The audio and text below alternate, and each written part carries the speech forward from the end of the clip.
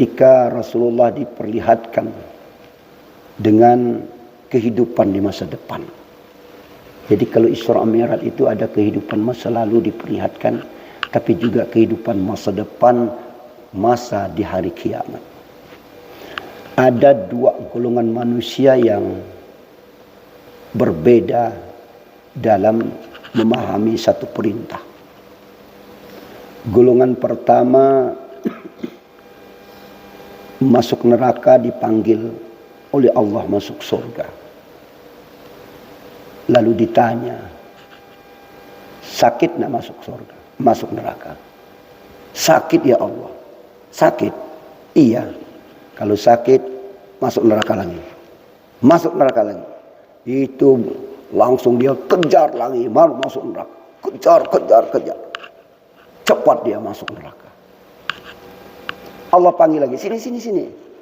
Masuk neraka kan sakit. Kenapa kamu masih mau masuk neraka? Jawaban orang ini, saya tidak mau lagi terjebak ke lubang yang sama kedua kali. Saya masuk neraka sekarang ini karena di dunia saya tidak taat kepadamu ya Allah. Sekarang saya masih diberi kesempatan walaupun sudah di akhirat disuruh taat, maka saya taat. Jangankan taat masuk surga, taat masuk neraka pun saya mau. Oh, begitu ya? Iya. Saya jangankan taat masuk surga, taat masuk neraka pun saya mau. Oh, kalau begitu prinsipmu, masuk surga kamu. Tidak jadi masuk neraka. Satu. Golongan kedua, panggil Jibril. Itu yang masuk neraka tuh, panggil ke sini. Menghadap Allah. Sakit masuk neraka. Sakit ya? Sakit luar biasa. Kalau begitu, masuk neraka lagi. Sekali tidak mau. Masuk neraka lagi, tidak mau. Masuk kamu ke neraka lagi, enggak mau. Kamu tidak mau masuk neraka, enggak mau. Kenapa? Mau tahu alasan saya, Allah? Saya sudah engkau keluarkan dari neraka. Lalu dalam hati saya husnuzan, berbaik sangka kepadamu ya Allah, bahwa engkau akan memasukkan aku ke dalam surga. Aku bersangka baik kepada engkau ya Allah. Dan itu engkau ajarkan, engkau sesuai dengan prasangka hambanya. Saya pikir tidak akan mungkin engkau memasukkan aku ke neraka lagi. Oh begitu. Itu sebab kamu tidak mau masuk neraka. Karena prasangkamu kepadaku. Iya. Kalau begitu kamu masuk surga. Satu perintah, tapi dua cara memaham, cara mentaatinya, cara meresponnya. Tapi Allah dua-duanya senang. Kita analisis baik-baik dalam kehidupan kita. Kita terlalu banyak menghadapi kehidupan ini dengan dua faktor ini. Terhadap Allah. Kata kuncinya sebenarnya kita menuruti Allah. Maunya Allah apa sih? Kita turuti. Dalam kehidupan pertama, kita lihat yang pertama ini. Allah minta kita taat. Kalau bicara soal taat berarti ada taat perintah, ada taat larangan, dan jadi ada taat perintah, ada taat larangan. Taat perintah, solat perintah. Bangun subuh itu adalah melaksanakan solat. Berarti secara tidak langsung Allah memerintahkan kita untuk bangun subuh. Maka ketika kita bangun subuh, satu aset, satu moralitas dan karakter kita yang dibanggakan Allah, yaitu bangun subuh. Dan kedua, langsung sholat. Dua ketaatan kita yang kita dapat di hari ini, bangun subuh dan sholat. Itu Allah minta kita taat saja. Soal bagaimana kualitas dan mutunya tidak terlalu Allah perhatikan dalam kondisi-kondisi tertentu. Yang penting kita taat. Allah minta kita supaya taat di bulan Ramadan, puasa. Puasalah. Soal bagaimana kualitas puasa, Allah Maha tahu. Yang lebih hebat lagi, bukan sekedar Maha tahu, tapi Allah Maha melengkapi, menutupi, dan sekaligus mengampuni. Jangan pernah ragu terhadap kebesaran, kemahakuasaan, kerahmatan, dan kerahimannya Allah. Jangan pernah ragu. Allah sangat sayang kepada hamba-Nya. Tanamkan baik-baik itu. Itu. Jadi husnuzan kepada Allah.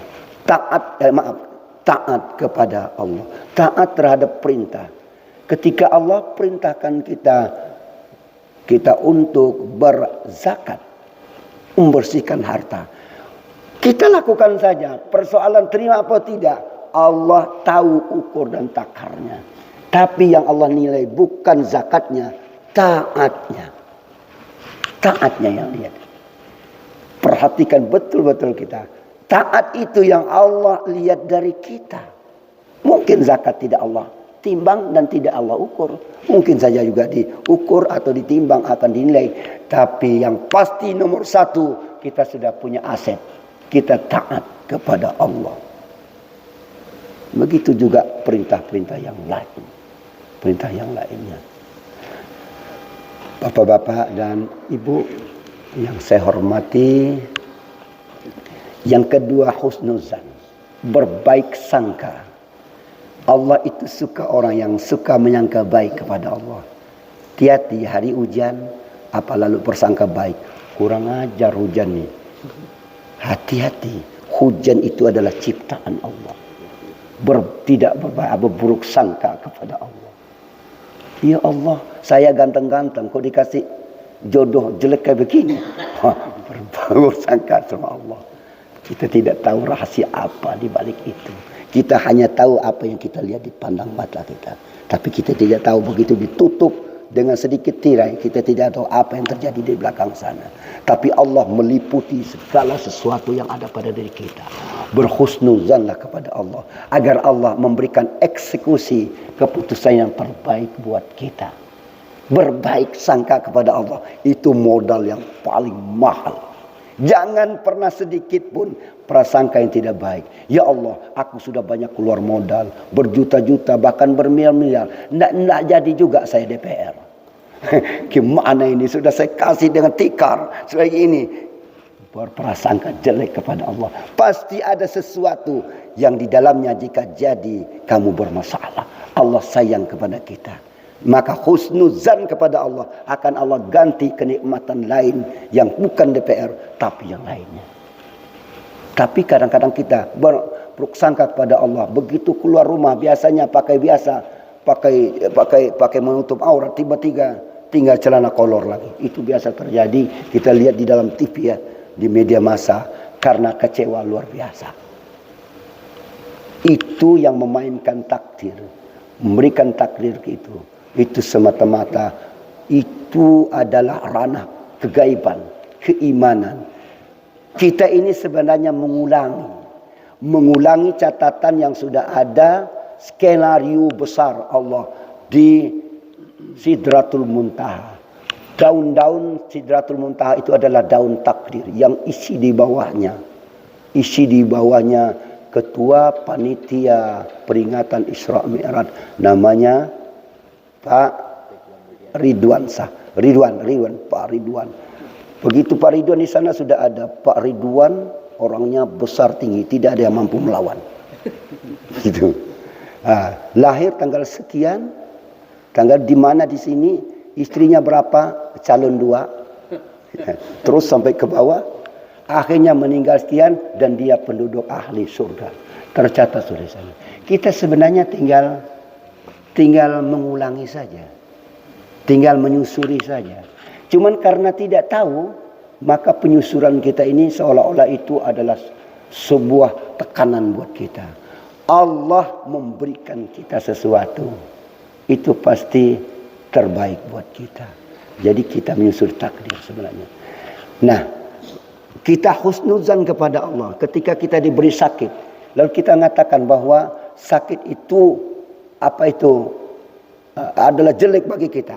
Kita menganggap itu sebuah penderitaan, lalu berhusnuzan kepada Allah. Sudah berobat ini itu, tidakkah saya sembuh-sembuh? Ini gimana Allah ini? Tahu ini apa namanya? Skenario sakit.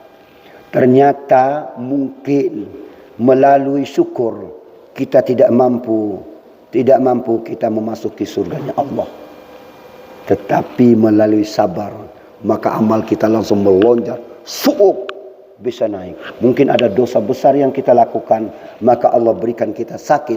Sakit itu kalau kita sabar, maka seluruh yang sakit, denyut napas yang sakit, kemudian denyut jantung, kemudian tarikan napas, semuanya menjadi amal kebajikan untuk naik. Innama yuwaffas sabiruna ajrahum bighairi hisab.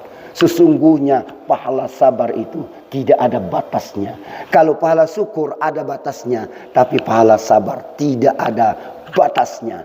Maka sebenarnya kita bersyukur kehadiran Allah kalau kita diberi sakit, diberi penderitaan, lalu kita sabar, Allah akan mengangkat derajat kita di sisinya. Tapi kayaknya tidak usah lah kalau bisa. Tidak usah lah itu. Tapi di sisi Allah itu terbaik. Itu terbaik. Sakit menahun-nahun itu, bayangkan kalau ia bisa sabar. Bisa surga Firdaus, surga Jannatul Naim. Karena sehari demi hari, minggu demi minggu, bulan demi bulan, tahun demi tahun, dia menderita. Tapi dia tetap tersenyum. Aku tahu ini adalah skenario sutradaranya Allah Subhanahu wa ta'ala. Lalu santai dia. Ya Allah, bisa saja kita yang sehat itu dikalahkan oleh orang yang sakit, orang yang stroke, orang yang macam-macam penyakitnya. Tapi hatinya tidak pernah berpisah dengan sang Khalik penciptanya, Allah Subhanahu wa ta'ala. Konsep hidup sederhana, kita taat kepada Allah, husnuzan kepada Allah, langit menanti, surga menanti, Allah tersenyum menunggu kehadiran kita. Terima kasih, mohon maaf. Assalamualaikum warahmatullahi wabarakatuh.